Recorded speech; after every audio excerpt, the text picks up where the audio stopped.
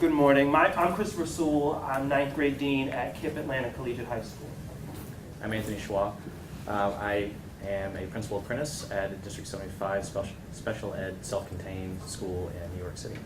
And I'm Christopher Greenslate. I work here at the Tennessee Consortium on Research, Evaluation, and Development. And so our project was examining student mobility and school attrition in Metro Nashville Public Schools.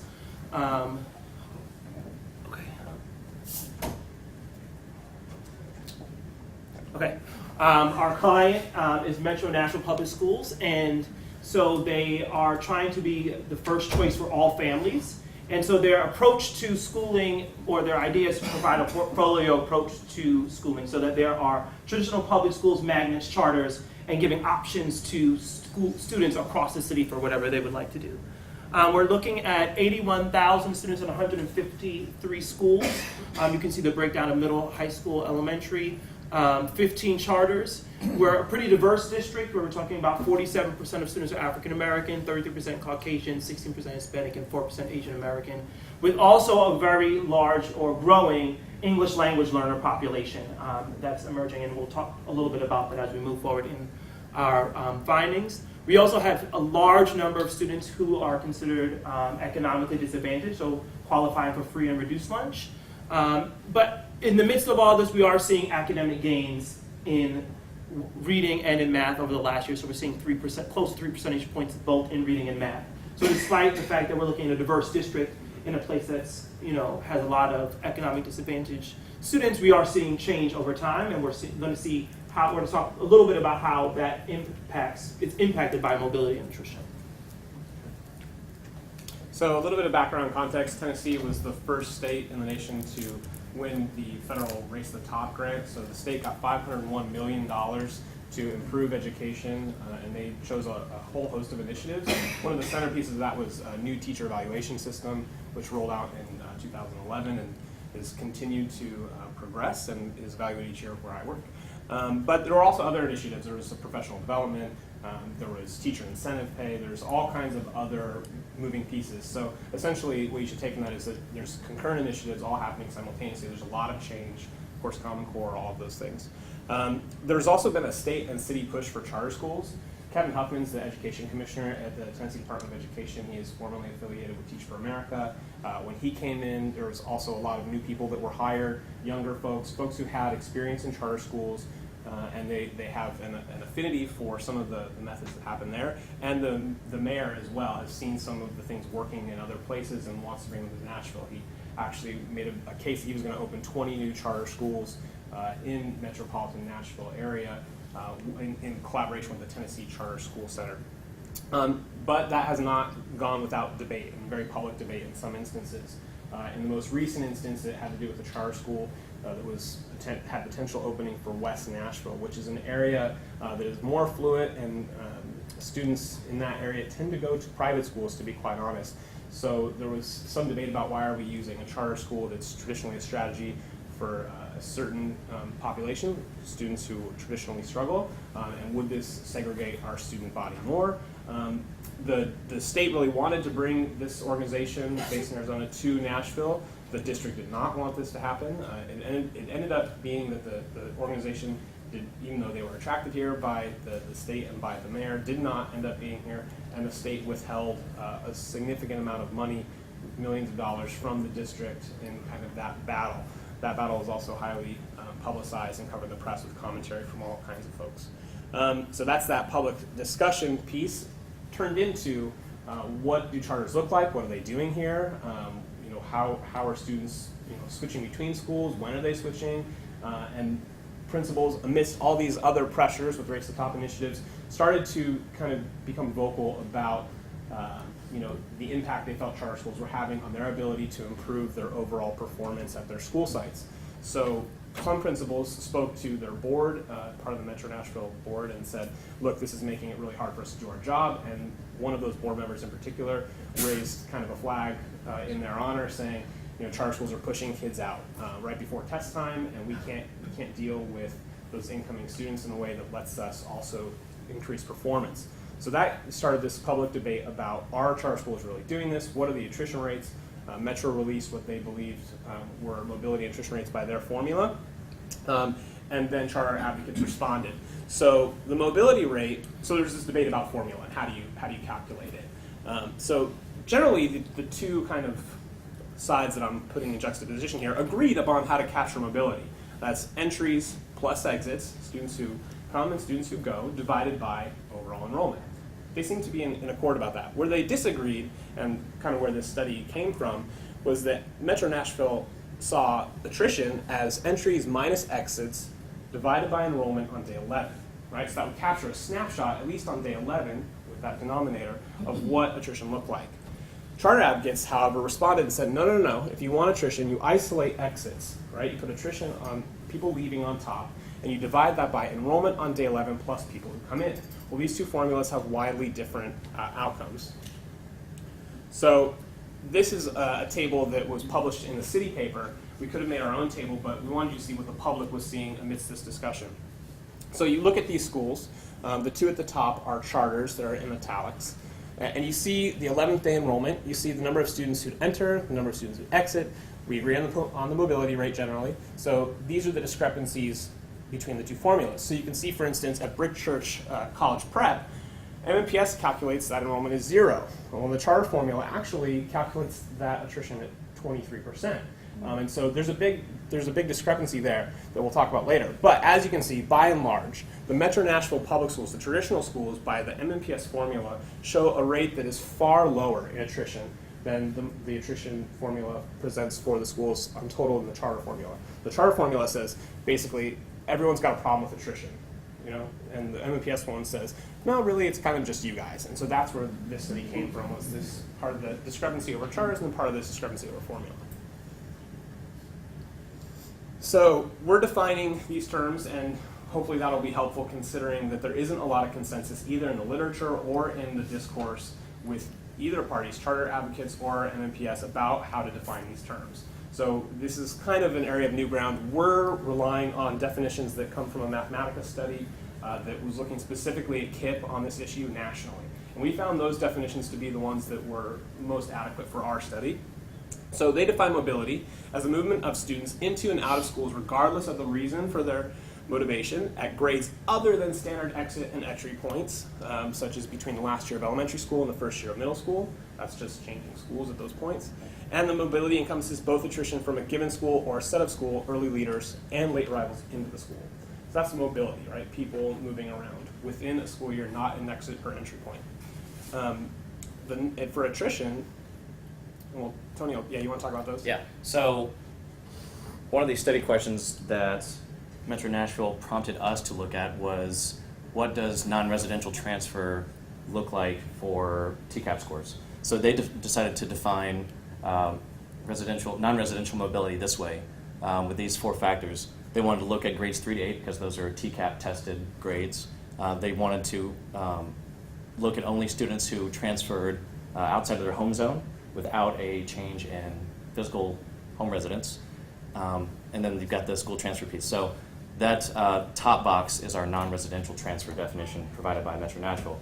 We quickly found that there are only 123 students in the entire district of 81,000 kids that match that definition. So we decided to broaden our scope a little by looking at kids who fit the grades 3 to 8 and the school transfer criteria, but who may have moved within the district, so residential or otherwise. Just to clarify, you'll see NR and ID later. NR stands for non-residential, ID stands for intra-district. Correct. So, and then attrition we define as this. It occurs when a given student leaves a school during or immediately after a given year, provided the student is not enrolled in that school's culminating grade. So not a student in 6th going into middle or a student in middle going to high school. The attrition rate is equal to the number of students observed in a school in a given year, but not observed in the same school at a later point in the year. These attrition rates can further be separated into 2 substantively different types of attrition. So these are the kind of the 2 that Tony talked about, but we also define them with Mathematica, and that within district movers are students who leave a given school to attend a different school within their local school district, possibly at a local charter school, maybe just another traditional school. And 2, out of district leavers are students observed in the given school in 1 year who are no longer observing the data in the subsequent year or even within that year. They include students who A, begin attending a private school, which is very common here for a certain group of students. B, leave the district entirely. They might move or go to another county or something, or C, they just drop out, and that's traditionally a high school problem. They just stop going. And so our two study questions that we looked at were, to what degree are Metro Nashville Public School students transferring within this district for reasons beyond residential mobility? Is the change of school type involved? And what effect, if any, does this have on the school's overall academic performance? And our second question was, is there an appropriate formula for measuring mobility within both schools of choice and traditional public schools? So looking at what is actually happening at the school site, but also thinking and giving a recommendation to the school district as what are the ways in which we can actually calculate this, or that you should work with charter schools and to actually come to a consensus as to what the given way to measure this is. So our study questions, we used a mixed methods research and mixed methods we used research on common mobility formula, and that led to our look at extant literature about charter school skimming the effects of mobility, and we used data to inform that research, both from Metro Nashville and primary data that we collected from interviews of school staff, including principals, teachers, counselors, enrollment center officials, and MNPS families, which lead to our recommendations. The secondary data, the Metro Nashville student information data, collects multiple data sets and coalesces them, such as student demographics and state test scores, discipline and enrollment data, contact information which we use to target families for interviews, a list of school choice, which Metro Nashville used to define their voluntary and involuntary transfers, so students who were remanded to an alternative learning center versus students who chose to transfer schools on their own during the school year. And then a school identifier list, which basically shows us which ones are charter schools, magnet schools, and traditional schools. And then we use purposeful sampling for school sites based on attrition mobility data. At the schools for the interviews, we use samples of convenience based on whoever principals deemed appropriate to interview. We interviewed, basically looked at the enrollment centers at all the schools that fed into, and we went to those enrollment centers. We did a population sampling of families using that residential contact list, using semi-structured interview protocols based on their position or relationship to the student or the school.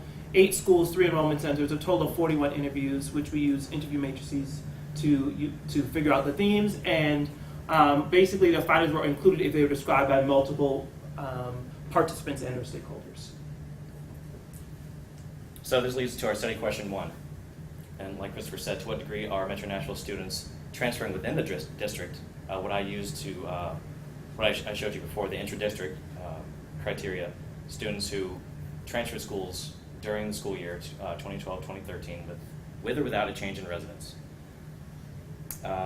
So to what degree are Metro Nashville students transferring within the district for reasons beyond residential mobility, and is change of school type involved? So we looked at both groups, the non-residential group and the intra-district transfer group. And what effect, if any, does this have on a school's overall academic performance, which we used by measuring TCAP scores. So what you see in this top chart by school type shows you what percentage of each school type had students leave during the school year, transfer to another school within the school district. And what you have on the bottom is the number of students who transferred to a school type during the school year. So where they transferred from and where they transferred to. And that's not to say that students, 6.3% of students in traditional schools all left for a different school type. They may have ended up back in a traditional school, but those are the number of students that exited that school or that school type during the 2012-2013 school year.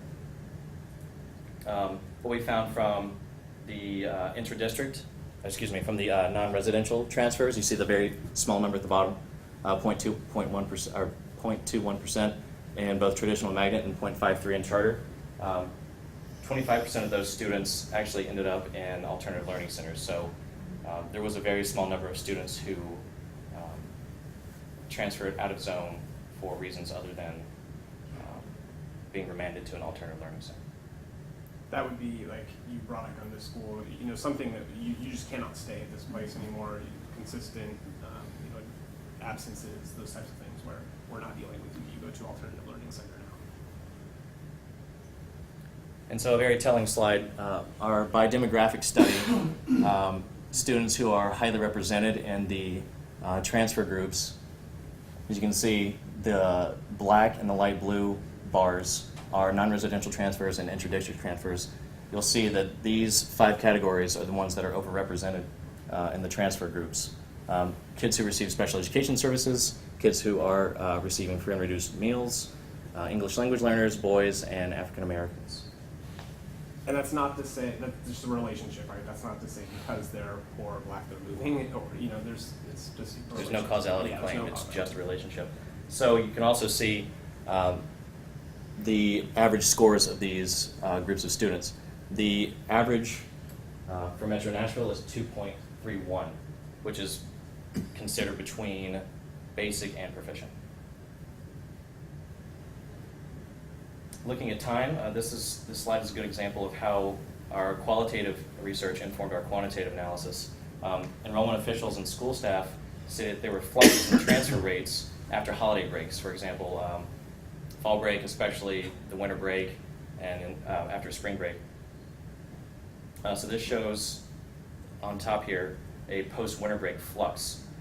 We used December to April timeline because principals and school staff indicated the kids who transferred after winter break had the most difficulty with transition.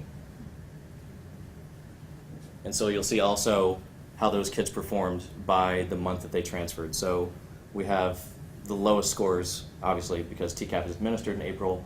Kids who transferred in April didn't do as well. And finally, for quantitative analysis, we have a comparison of the Metro Nashville mean for TCAP performance compared with students who transferred in February by transfer type and April by transfer type. So you've got the green representing inter-district transfers by different months. The 2 lowest months were February and April, and the red bars are the non-residential transfers in February and April, and then by their own mean as well. And the table underneath is just there to underscore that these are the population sizes. You'll see that there are 2,100 roughly inter-district transfers. There are only 123 inter-district transfers.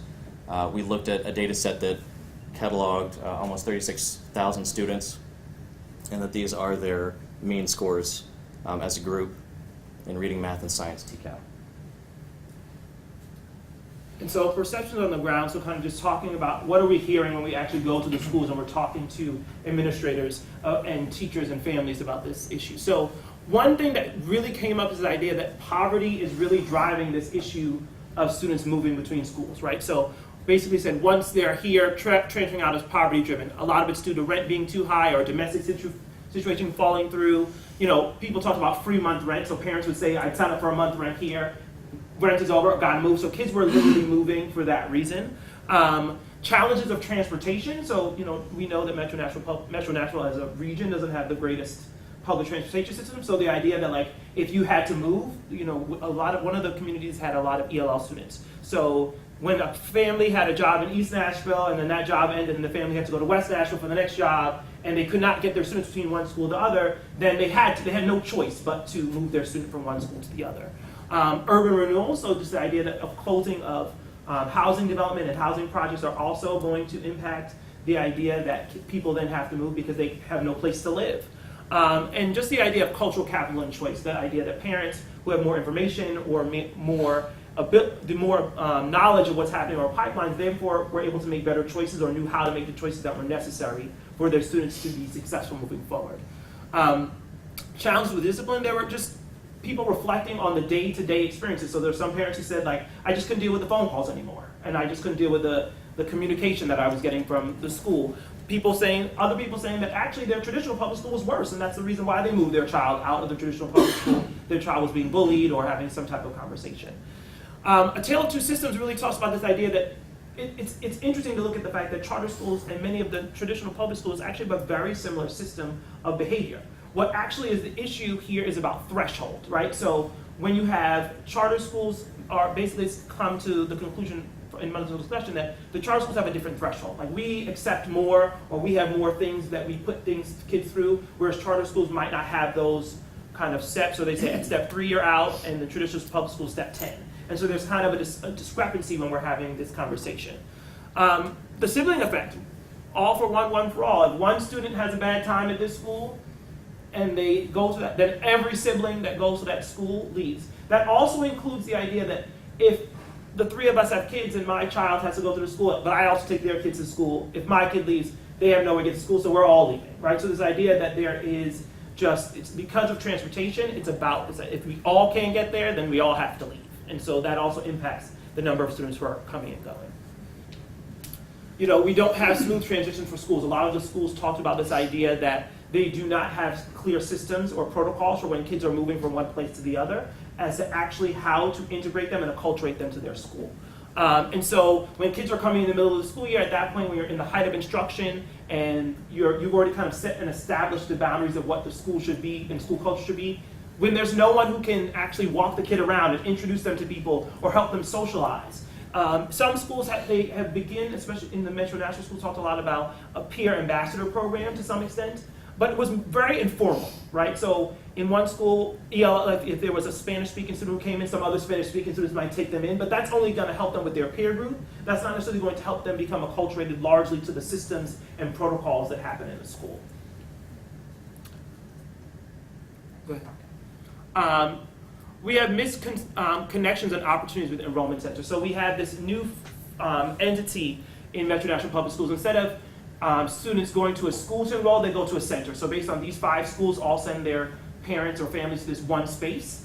But they are just there's a miscommunication in the sense that schools are just getting a snapshot. So kids come to their new school with a pink piece of paper, and it says, the student's name, that they're coming to your school. They walk in. When I was doing interviews, I think all of us saw like a kid come into the main office. And if they were in 5th grade, maybe you might have had a parent with them, but the older kids just walked in like, hey, here's my piece of paper, and you have to enroll me in this school. And so that kind of led to lots of miscommunication. They don't know what's happening. Does this kid have an IEP? Does this kid have an SST? Like, what is the information that we need to have? And so that's causing this lack of information to make improper placement and or support.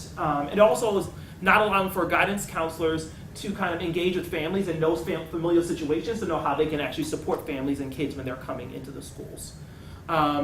Metro Nashville schools, principals, a lot of them talked about the idea about marketing and recruitment, that they don't have the funds, the personnel, or the resources to actually market themselves as a place where kids can stay, right, and where kids can be fruitful. So they talked about this idea of like charter schools going door to door, but they don't have those resources. Or the idea that elementary schools are not promoting middle schools, and therefore, in turn, you're getting kids who are leaving and not staying in the schools when they want them to stay there.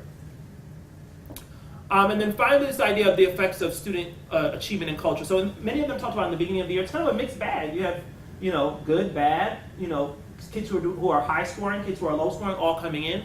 But as the year progresses, they feel that they in their minds, they feel a shift, right? So in the beginning of the year, teachers are happy, like, hey, it's great to see you. In the middle of the year, it's like, oh, is he coming to my class?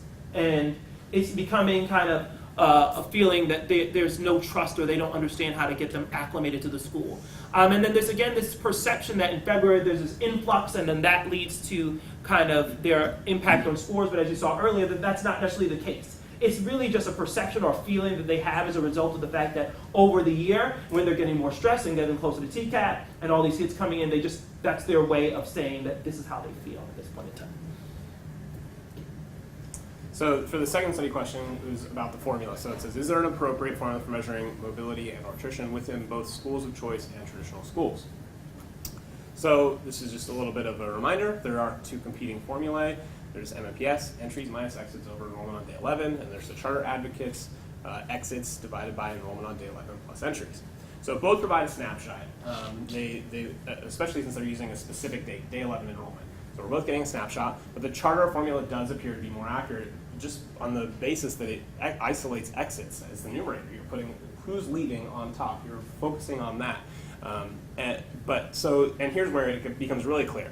If a school had an equal number of exits and entries by MMPS's formula, it would calculate attrition as 0, right? So here's that example. And you saw it on the earlier slide in the city paper. You've got 30 kids who leave, 30 kids who come in, no problem, right? There's no attrition. But the charter formula says, nuh-uh, like you lost 23% of your kids. And so what we really have here for MMPS is a net mobility formula, right? It's a net change. And that's actually a formula that has some history, not a lot, but some history of being a reasonable tool to use for general stability, right? Like if you have people coming but people going, you generally are stable at the numbers that you have, but it's not particularly useful for this part of their challenge, which is attrition.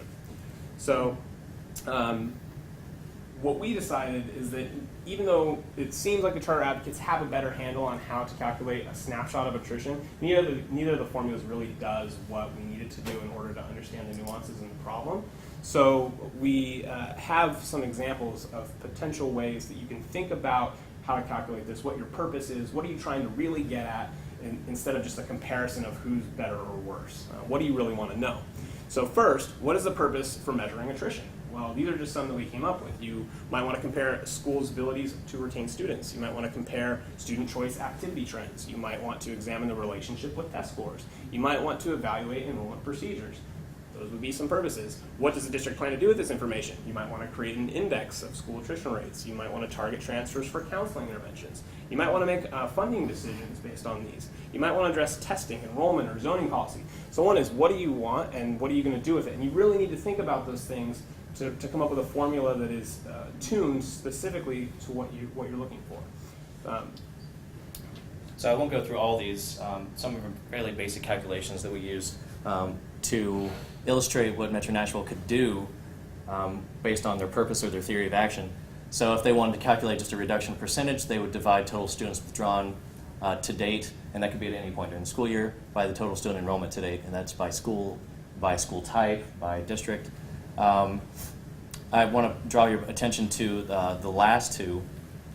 So in thinking about attrition and mobility effects, to anticipate these, to anticipate mobility and to anticipate those effects, running a regression on transfer type by school or by student attribute will sort of give you a way to say these are the students who are typically overrepresented in transfer groups, and this is a way for you to target interventions in advance of that transfer to sort of offset the effects.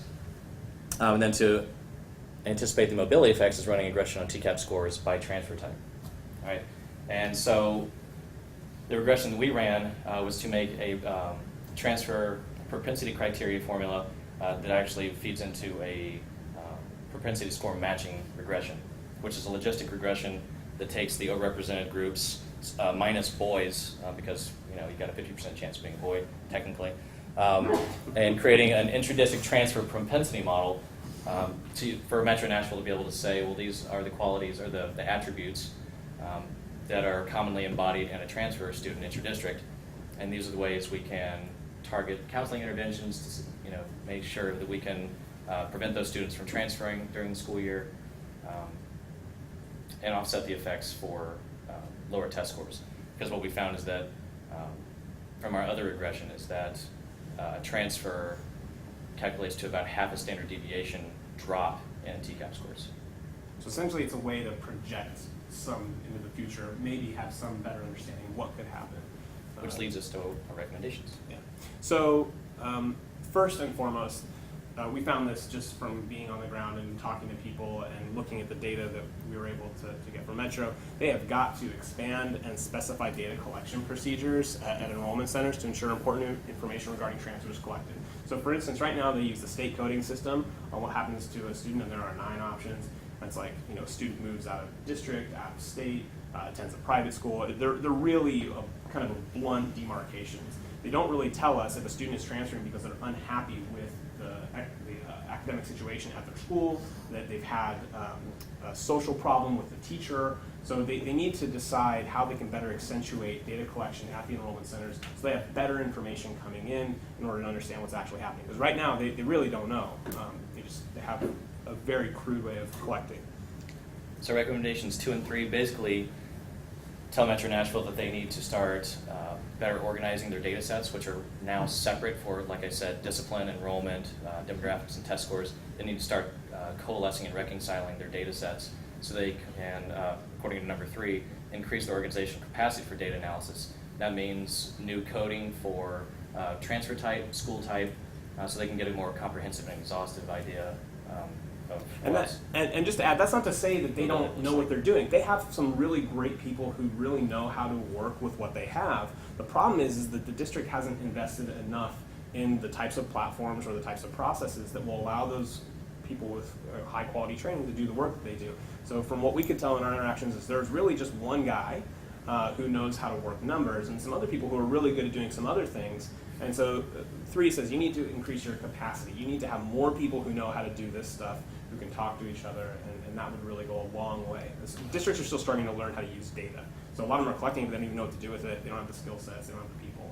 So it's, it was really important. Our 4th is really talking about how we can support school choice by preparing teachers and principals with kind of strategies to limit and kind of mobility and respond. So this idea that we need to partner with charter schools and think about, so are there ways we can think about how charters are using codes or what their enrollment codes or exit codes are and have conversations around that. It's about how we can make sure that we are providing principals and teachers with the ability to market and to get the information they need to get out to parents and allow for them to support actually, speaking to parents. Many of the principals never said, I never spoke to a parent before they left the school. Well, like, how can you make sure and facilitate that process? So teachers, guidance counselors, principals are actually having that conversation. And I think that on the flip side, when you go to the charter schools, they say, like, we have all these things that we do talk to parents, and we can tell you exactly why people are leaving, why we spoke to this parent. So how can we foster that communication while also giving them the skill set to do that kind of on their own? Essentially what we're saying is it's not enough to have a portfolio of options. It's not enough to say we want to be the first choice for families. You can't just say, here's choice, right? You have to really support that choice, and not just in making sure parents are educated, but making sure that school leaders can supply the things that students need when they are choosing, when they're exercising that opportunity to switch schools. Thank you.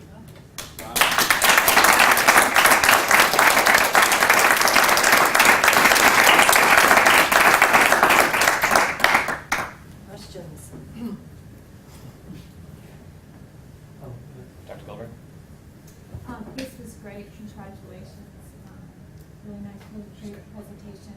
You might have said this, and it's a little hard for me to follow all the numbers this quickly. Prior research has found that magnet schools actually have been able to reduce mobility, however defined, obviously, because it doesn't have a zone in places where there's robust transportation options. So, and I couldn't tell, was there, not taking out the academic selective magnets, is there either any evidence of that in your data, and is there any policy discussions within Metro to use magnet schools as a way for particular types of children that may be more apt to have a history of As a solve, mobility? as a way to kind of alleviate some of the stress and friction. Right, now, I know Nashville has the problem that we don't have transportation, so that might be the key, but have any of these policy conversations come up? Or? With our client, no, they I haven't had one with anyone there. They see magnets as part of their choice, and they look at them more positively than they do the charter people who they see as kind of what's coming into their equation. And that's kind of that's the focus. So is that something you could help them think through? Are there ways to think about, targeted, Yes. I know there's obviously issues of diversity and... Right. And so our 5th recommendation we didn't talk about. Okay. It was there, and that is kind of us saying, because when we went into this, the whole premise was we don't want to look at mobility, residential mobility. We can't do anything about that. Right. That's been the kind of MO, right? Like, people move, there's poverty. Tell us about the kids who are moving for other reasons. So number 5, I think, is the most important thing that they can do, besides investing in data, is they need to engage in a serious effort to really meet mobility head on, to really deal with the poverty and those other issues. Because with transportation, like you said, magnets may do really well in robust transportation systems, but here they don't have the transportation system. So even having a conversation about magnets, I feel like, at least in our experience with the client, would end at how are they going to get there, right? And that's really the blinders that they've got on. So we're suggesting to them, I think, in hopefully a compelling way, that you can't avoid this anymore. You can't do it. You have to start forming real, meaningful kind of cooperation with the mayor's office, with planning and development offices.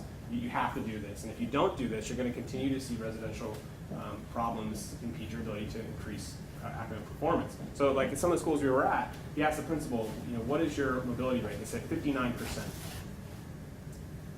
And they don't know what to do. Like, they feel utterly powerless. They've got 60% of their people coming and going throughout the year, right, for all the reasons that we discussed. And Metro kind of takes that as, at face value. It is what it is. It's a competent. And kind of to like the last group's point about competing interests, like they see this as a competing interest. Like I have 500 other things to worry about as a principal. And so if Metro Nashville could give me the resources or put the time and energy into actually making connections with local agencies or finding people who can actually market and brand each school to the community, then maybe I wouldn't have to worry about this. But of the 50%, did you get a sense of how much of that is attributed to the community issues and housing, mobility, employment, and how many are in-school issues around a bad experience, such as disciplinary issues, teacher issues, as you said, transportation, things that might be considered. Most of the conversations we had were not about discipline or school-related issues. They were just prompted. Yeah, Right. It was like poverty, transportation, and housing and or employment issues are the big things that drive our parents. We would say specifically, we understand we understand what you're saying. What about other, and directed questions in our protocols, trying to really focus in on the things you're talking about. Was there a problem with the teacher? When we're talking to families, was there a problem with the behavior? And sometimes there were some, good anecdotes, but by and large, it was always these bigger issues. They clouded everything in every conversation. So does that bring us back to Dr. Smirker's full-service schooling? Do we need to revisit some of those neighborhoods? Yeah, so we cite that in our report, the bolder, broader approach, right? Maybe, but even if you're looking at Jeffrey Canada just stepped down from the Harlan Children's Zone, and the academic results aren't really that impressive. So I'm not quite sure. It depends on what you're looking for. If you're looking to uplift a community, maybe you can measure those outcomes and know better if that's happening in those projects. I'm not sure on the overall academic performance end if it's really making that much of a difference. I think, Marissa, you had your hand up.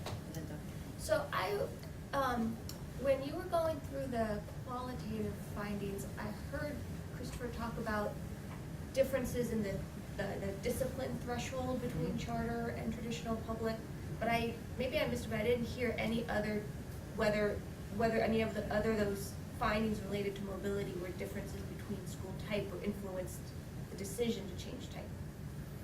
In the discussions we had, there was no person who said specifically about it is because it is a traditional school why I'm moving. It's not.